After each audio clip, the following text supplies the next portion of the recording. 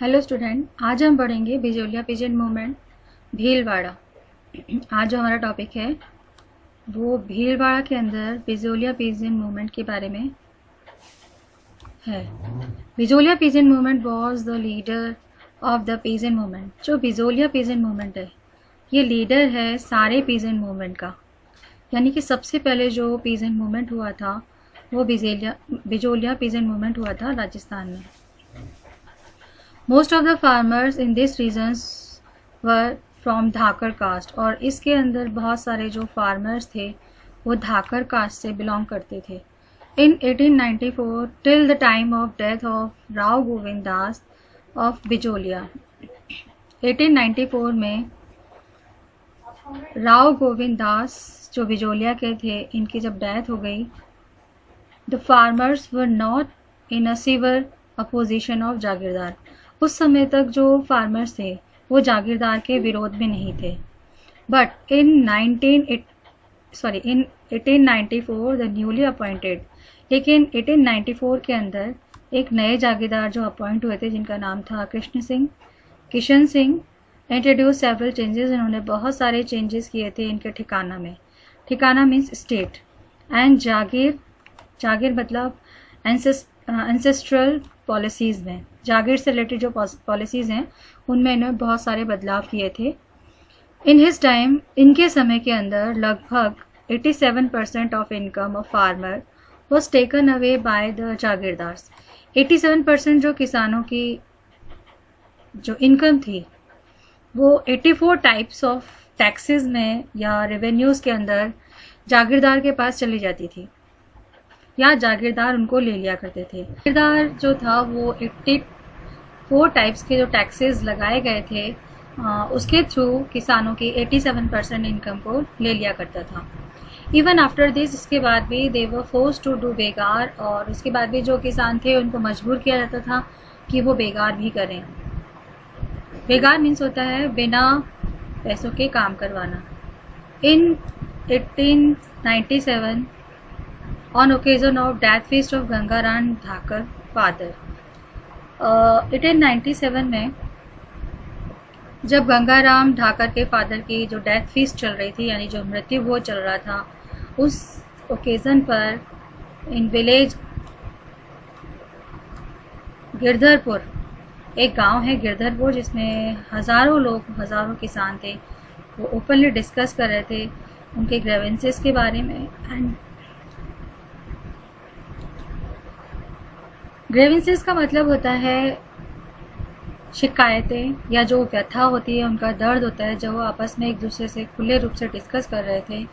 And made Maharana of Mewar aware, और वो चाहते थे कि महाराणा जो है मेवाड़ के, उनको बताया जाए, जागरूक किया जाए ऑल दिस, जो भी कुछ हो रहा है उसके बारे में। आफ्टर हियरिंग दिस, और इस सब को सुनने के बाद जो महाराणा थे उन्होंने एक असिस्टेंट रेवेन्यू ऑफिसर को higher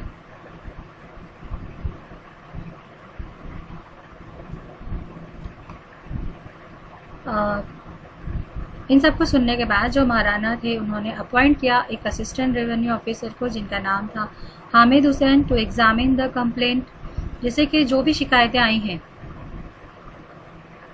related to land revenue and बेगार।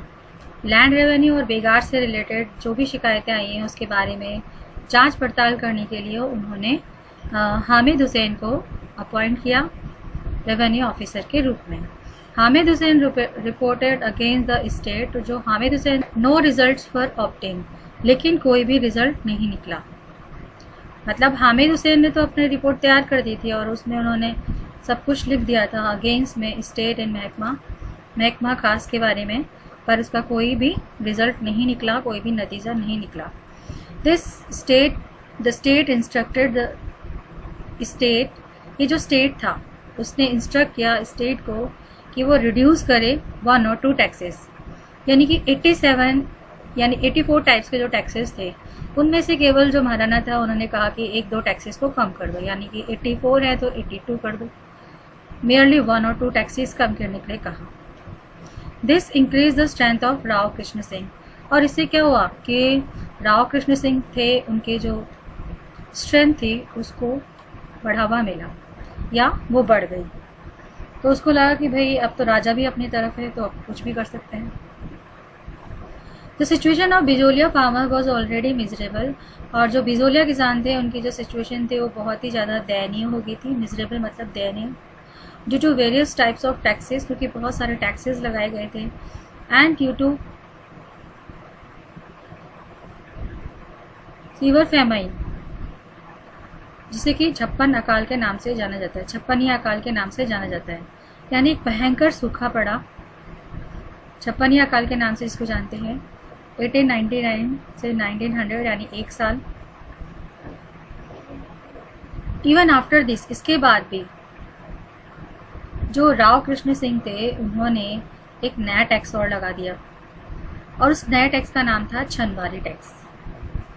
तो राव कृष्ण ने क्या करा, उतना सूखा पड़ रहा है, भयंकर सूखा पड़ रहा है, लोगों के पास कुछ नहीं है, लेकिन उसके बाद भी जो राव कृष्ण सिंह थे उन्होंने एक नया टैक्स लगा दिया जिसका नाम था छनवारी टैक्स ऑन फार्मर्स, और ये लगाया था 1903 CE में। अंडर दिस, इसके तहत, छनवारी टैक्स के तहत every person had to deposit 5 rupees in the state treasury on the occasion of his daughters marriage. छनवारी टैक्स में क्या था कि हर किसान को 5 रुपये जमा कराने पड़ेंगे, जो भी जिसकी भी किसी भी किसान की बेटी की अगर शादी है तो हर किसान को 5-5 रुपये जमा कराने पड़ेंगे ट्रेजरी के अंदर, स्टेट की ट्रेजरी के अंदर।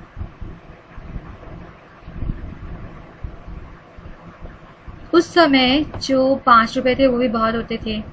छनवारी टैक्स वॉज नॉट ओनली, छनवारी टैक्स था वो न केवल एक फॉर्म था इकोनॉमिक बर्डन का रेजिडेंट ऑफ बिजोलिया, बिजोलिया के रहने वालों पर, but it is also extremely offense from social point of view, लेकिन ये बहुत ही ज़्यादा खराब था सोशल पॉइंट ऑफ व्यू से।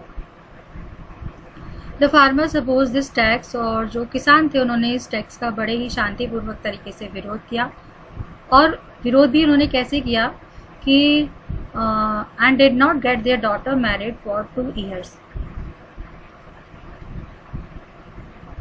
शादी होने पर ही 5 रुपये जमा कराने पड़ेंगे हर फार्मर को, तो किसानों ने इसका सॉल्यूशन निकाला कि शादी ही नहीं करते डॉटर्स की। तो जो किसान थे उन्होंने 2 साल तक अपनी बेटियों की शादी ही नहीं की। तो इस तरीके से उन्होंने इसका पीसफुली विरोध किया। Due to the opposition of the farmers, Rao was forced to remove chhanwari tax. क्योंकि जो किसान थे वो उसके विरोध में थे, और इसी वजह से जो राव था वो मजबूर हो गया छनवारी टैक्स को हटाने के लिए। कलेक्टिंग 2/5, और ये 2/5 पार्ट को कलेक्ट करता था प्रोडक्शन।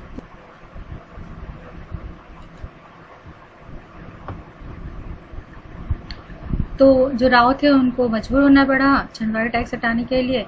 उसके बदले में उन्होंने क्या करा कि 2/5 पार्ट जो है प्रोडक्शन का वो स्टेट को देने के लिए फोर्स किया किसानों को, and stop sending arm man along with the alhakars who used to collect the produce kunta, और उन्होंने आदमियों को भेजना, स्टॉप सेंडिंग आर्म्ड, यानी कि जो हथियारों के साथ वो आदमी भेजा करते थे कलेक्ट करने के लिए, उनको रोक दिया। लगान कलेक्ट करने के लिए जिनको भेजा जाता था हथियारों के साथ उनको रोक दिया, और उनको अलहकर्स कहा जाता है। अगर आपसे पूछा जाए what do you mean by alhakars, तो इसका मतलब ये होता है कि alhakars are those persons which use to collect the produce kunta, जो कि कलेक्ट करने का काम करते थे कुंटा के रूप में। कुंटा प्रोडक्ट को कहा जाता है कि कितना कुंटा प्रोड्यूस हुआ है, उसको कलेक्ट करने का काम करते थे, और ये अपने साथ हथियार लेके जाते थे। इन 1906 CE के अंदर न्यूली अपॉइंटेड जागीरदार, एक नया जागीरदार अपॉइंट हुआ जिसका नाम था पृथ्वी सिंह। 1906 में नया जागीरदार हुआ। और Bijolia not only under the existing old concession, अब ये तो उससे भी ज़्यादा क्रूअल था, कृष्ण सिंह से भी ज़्यादा क्रूअल जागीरदार पृथ्वी सिंह था। इसने क्या करा कि जो पहले कुछ जो कंसेशंस दे रखे थे, जो छूट दे रखी थी, उसको न केवल ख़त्म किया but he also impose new taxes. अब इसने क्या करा, इसने नए टैक्सेस और लगा दिए। तो जागीरदार पृथ्वी सिंह ने बिजोलिया के न केवल पुराने जो टैक्सेस थे उनको ख़त्म किए, पुराने जो कंसेशंस थे उनको ख़त्म किए, बल्कि ही इम्पोज उसने नए नए टैक्सेस भी लगा दिए। और जो एक नया टैक्स लगाया उसका नाम था तलवार बंधाई। तलवार बंधाई एक नया टैक्स था जिसको कि इंट्रोड्यूस किया था जागीरदार पृथ्वी सिंह ने। On his subject during the time of Prithvi Singh when the plunders and exploitations had reached its height, और पृथ्वीराज सिंह के समय प्लंडर, लूट और शोषण बहुत ज़्यादा अपनी चरम सीमा पर पहुंच गया था। ये उस टाइम की सिचुएशन के बारे में बता रहे हैं जब ये जागीरदार पृथ्वी सिंह था। उस समय लूट और एक्सप्लॉयटेशन बहुत ज़्यादा बढ़ गई थी, शोषण बहुत बढ़ गया था, ये अपनी चरम सीमा पर पहुंच रहा था। Then in 1913 under the leadership of Sadhu Sitaram के लीडरशिप के अंदर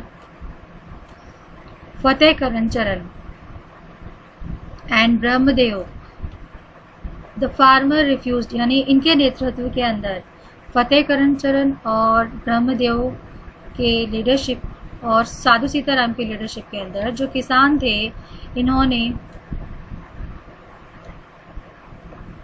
जागीर रीजन्स के फील्ड पर काम करने से मना कर दिया।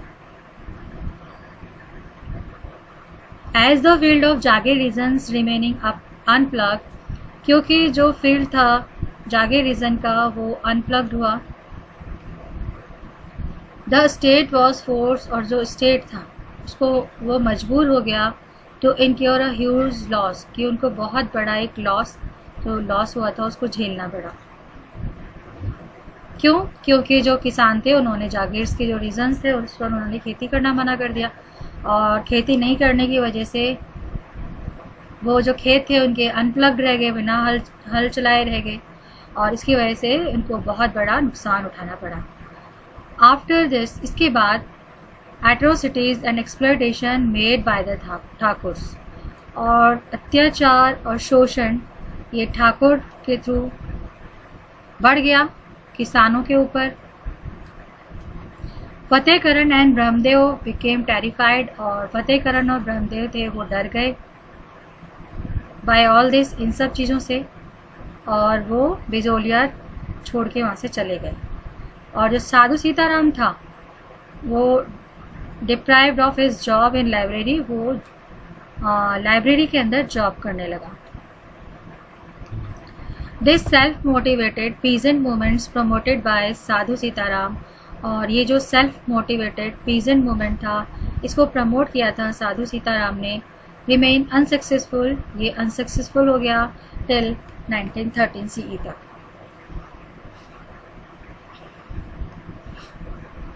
After being invited bye Sadhu Sitaram, उसके बाद जो साधु सीताराम था उसने विजय सिंह पथिक को इनवाइट किया। लेट द मूवमेंट को आगे बढ़ाने के लिए, उसका नेतृत्व करने के लिए, इन 1917 CE on the day of हरियाली अमावस्या का दिन था, ही फॉर्म्ड एन एसोसिएशन, उसने एक ऐसा संगठन बनाया जिसको नाम दिया अपरमल पंच बोर्ड, इन विलेज बैरिसल नामक गांव के अंदर। अंडर इट, जिसमें जो मूवमेंट था वॉज इनॉग्रेटेड, मूवमेंट को स्टार्ट किया गया। Being impressed by the bravery and unity of farmer, अब लोगों की जो किसान थे उनकी बहादुरी और उनकी एकता को देखते हुए जो बाल गंगाधर तिलक थे वो बहुत इम्प्रेस हुए, काफ़ी प्रभावित हुए। Not only wrote a newspaper, न केवल उन्होंने अपने न्यूज़पेपर के अंदर एक कॉलम लिखा उनके बारे में, और उनका जो न्यूज़पेपर था उसका नाम था Kesari. But he also wrote a letter, उन्होंने एक पत्र भी लिखा महाराणा फतेह सिंह को of Mewar, that royalties of Mewar have perform immense, कि जो रॉयल्टी है मेवाड़ की हैव परफॉर्म इमेंस सेक्रीफाइसेस, इन्होंने काफ़ी संघर्ष किया है अपनी आज़ादी के लिए। ही फर्दर स्टेटेड, उसके बाद उन्होंने लिखा, उसके बाद उन्होंने कहा you yourself are the worshipper of freedom, कि आप खुद एक आज़ादी के उपासक हैं, वर्शिपर हैं, पूजा करने वाले बोलते हैं वर्शिपर्स को।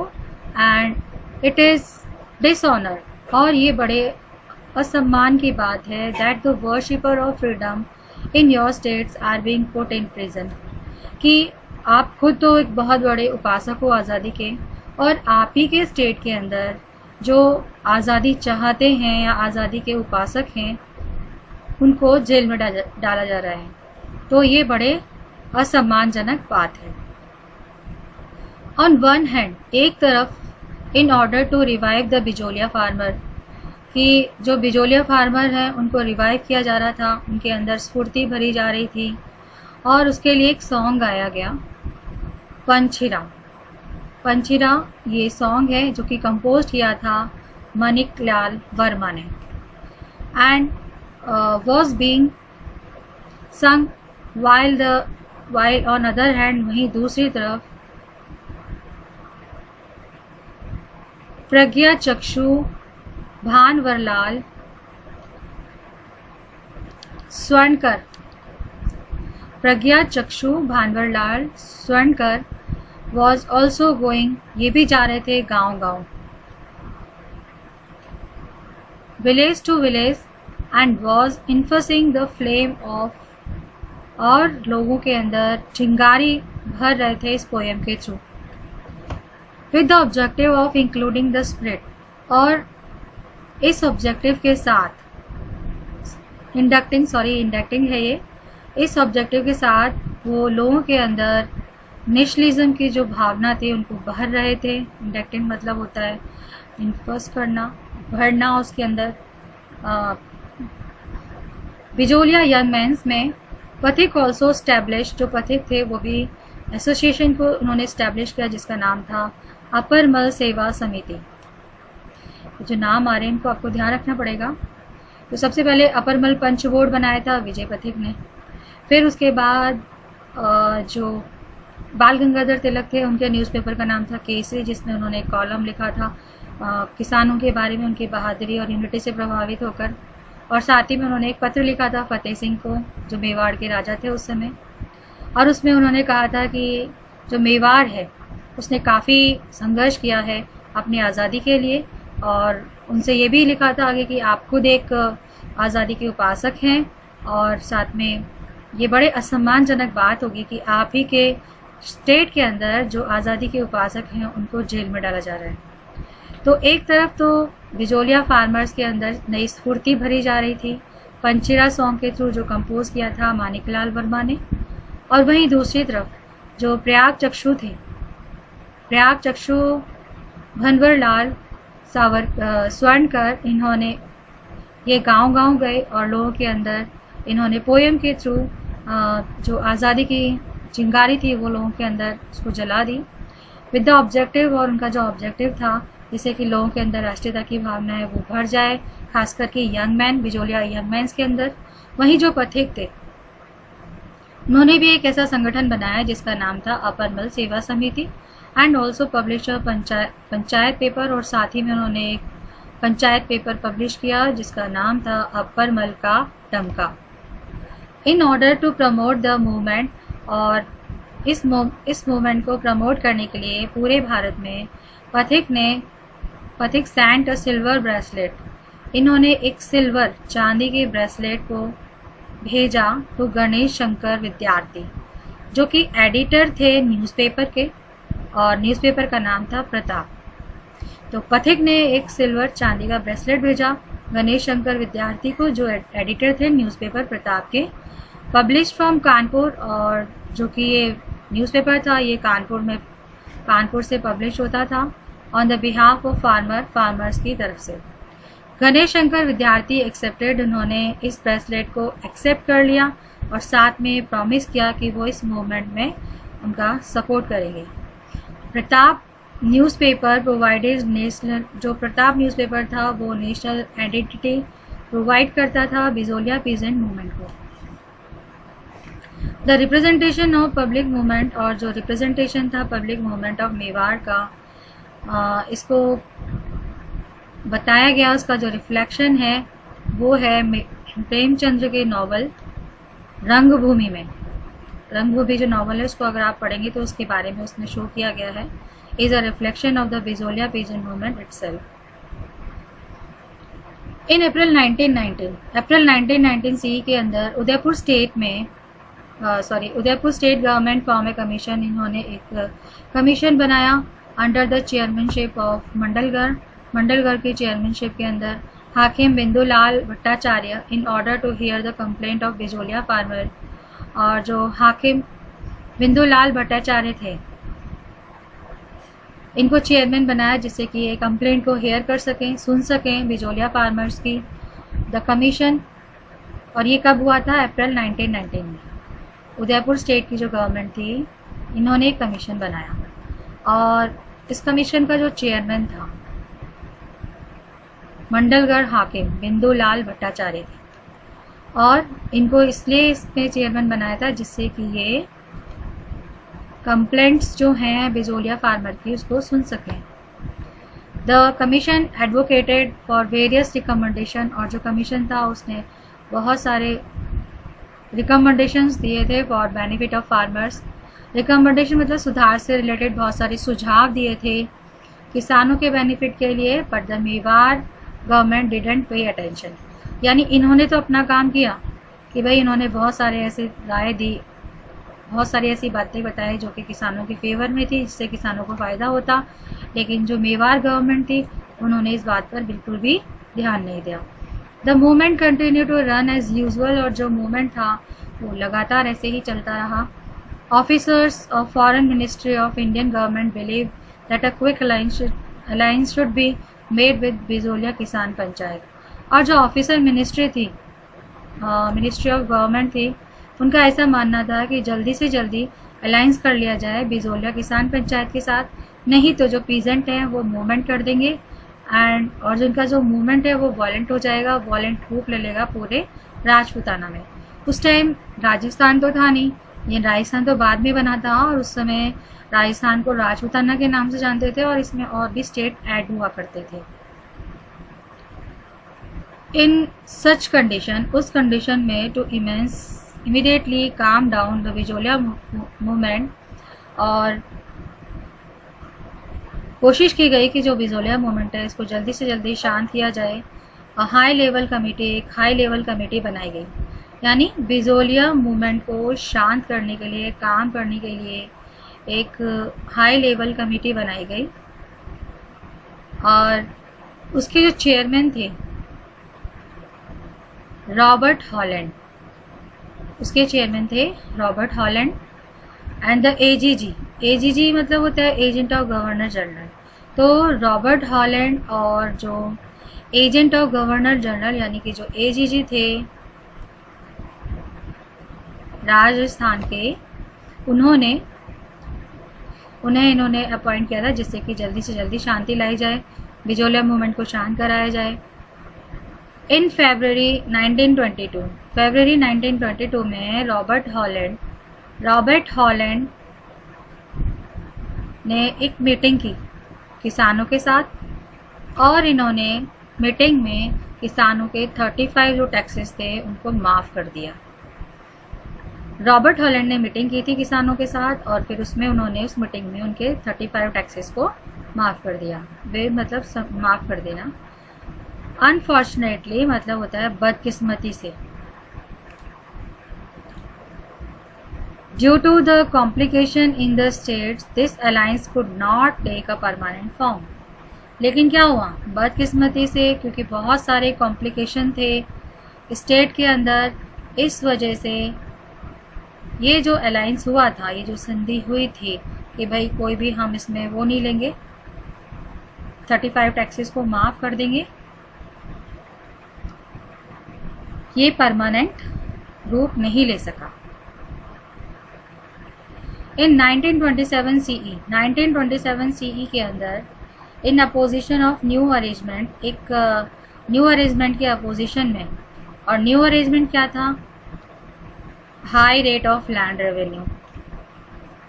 1927 के अंदर in opposition of new arrangement high rate of land revenue the farmer left the cultivable land.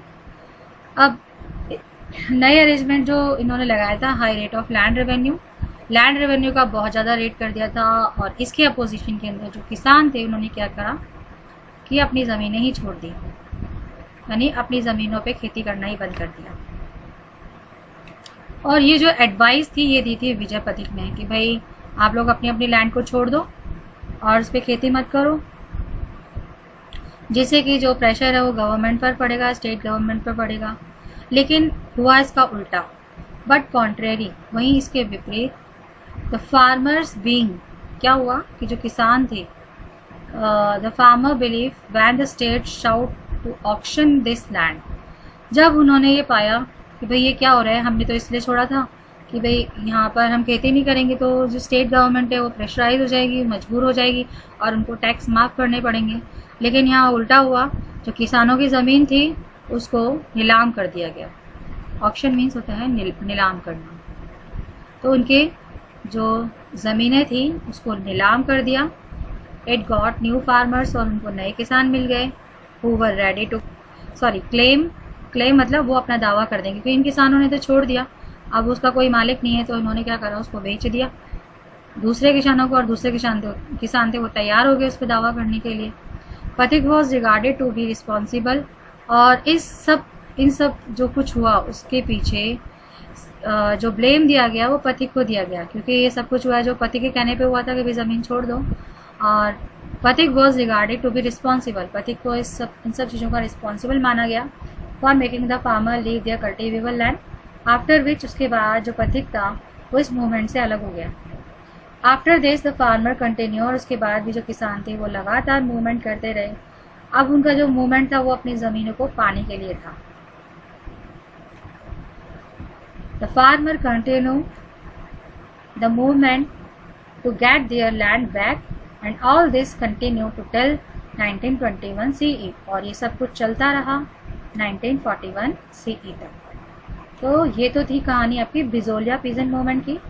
तो इसमें जो इसके बारे में अलग से स्पेशल से क्वेश्चन पूछा जाता है कि explain the Bijolia peasant movement, या what do you know about the Bijolia peasant movement. तो इसमें सब कुछ आपको लिखना पड़ेगा, कैसे कैसे धाकर कास्ट थी, और उसने जो उसके किसान थे ज़्यादातर धाकर कास्ट से बिलोंग करते थे।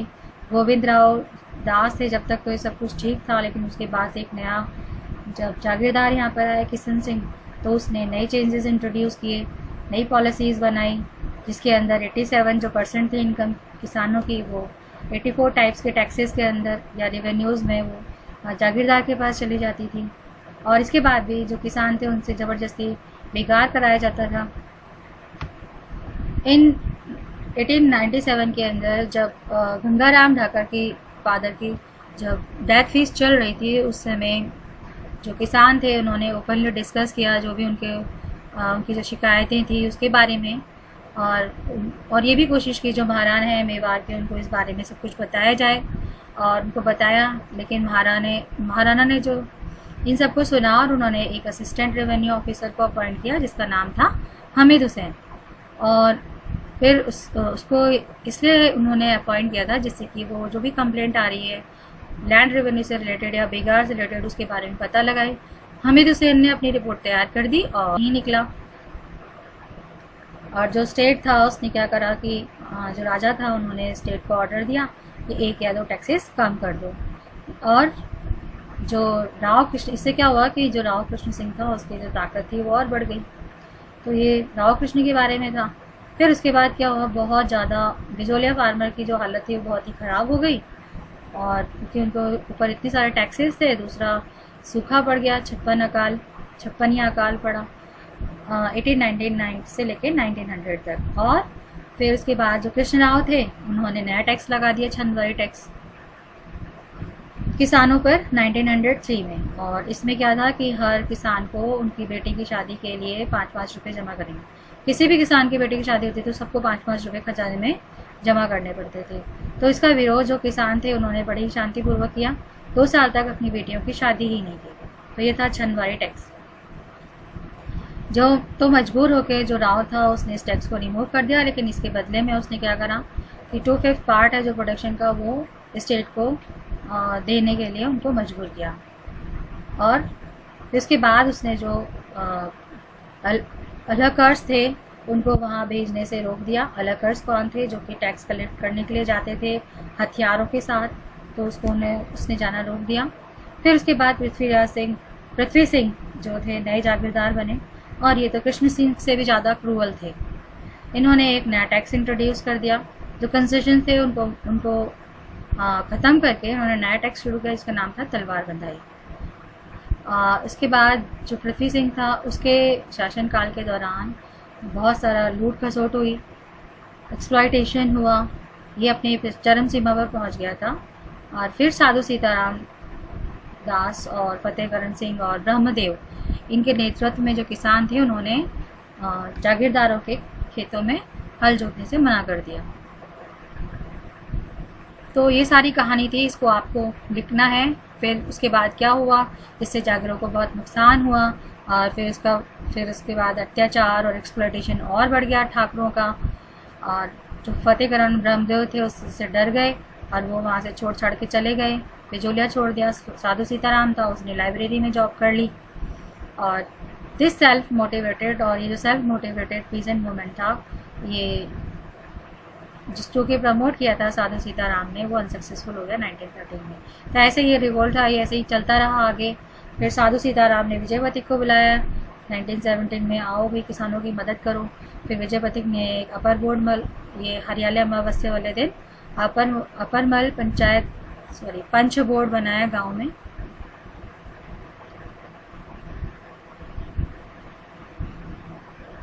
और फिर इसके बाद जो बाल गंगाधर तिलक थे उन्होंने भी न्यूज़पेपर में एक कॉलम छापा। उनका जो न्यूज़पेपर था केसरी था।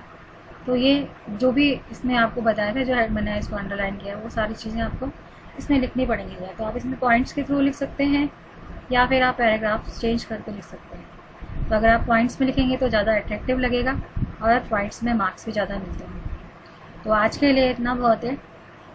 जितना पढ़ा है उसको रिवाइज़ कर लेना। आज बिजोलिया पीसेंट मूवमेंट को अच्छे से याद कर लेना क्योंकि बहुत इंपॉर्टेंट है, ये पूछा जाता है एग्ज़ाम में। तो आज के लिए बहुत है। Okay, bye, have a nice day.